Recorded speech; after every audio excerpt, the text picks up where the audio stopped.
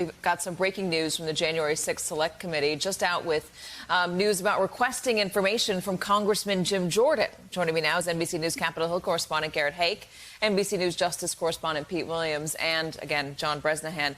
So, Garrett, what are they asking for from Congressman Jordan?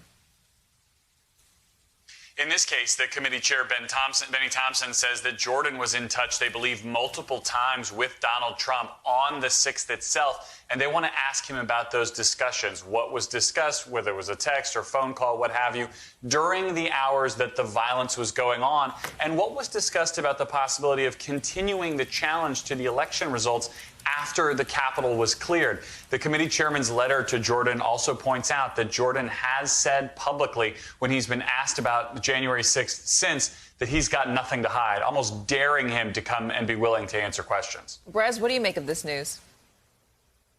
Well, they crossed the threshold when they first asked Scott Perry for information. They're clearly setting up for Kevin McCarthy. That seems to me like the one that they're really interested in, the House Minority Leader, possibly the next Speaker of the House, if the Republicans win the majority.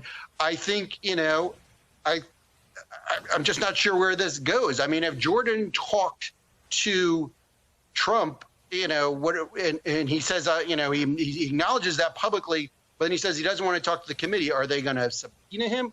I just don't know. This is the big question they face. Can they subpoena Jordan or Perry or McCarthy? Are they willing to go that far? And then would a court allow them to enforce it? So it's, they're clearly setting up for that kind of clash ahead. Well, let me ask about that, because, Garrett, Liz Cheney has been pretty, not direct, but almost direct about where she thinks this is going. She's spoken in terms that make you think maybe there's something criminal with the president. What is your sense on their willingness to subpoena a sitting member of Congress, given frankly, the gravity of what they are investigating? Well, look, Liz Cheney's been quoting from U.S. Code. She clearly thinks that there were crimes committed. She covets this fight. She sees it as absolutely essential to have in this moment for the future of her party. The possibility that the former president might have committed a crime or that any of these other members have committed a crime, that seems a little bit more remote, because remember, most of them were in the building, in the chamber when this was all going on January 6th.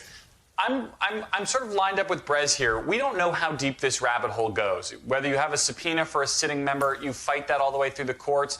Does the committee use the tools that are available to the House majority, like trying to strip someone of committee assignments? Jim Jordan's the ranking member of the Judiciary Committee, of the Oversight Committee. He's someone who could be a committee chairman in the next Congress, let alone if you go down this route with Kevin McCarthy here. So we are potentially going deep into uncharted territory here as the timeline gets condensed for this committee coming back in a midterm election year. Pete, I know your beat's not politics or Capitol Hill, but you do cover the DOJ. What would Merrick Garland be likely to have a stomach for? Would he be willing to go down contempt charges if, say, Jim Jordan was subpoenaed and he refused to testify? Well, they'd have to consider it. The law requires the Justice Department to evaluate whether to submit it to a grand jury.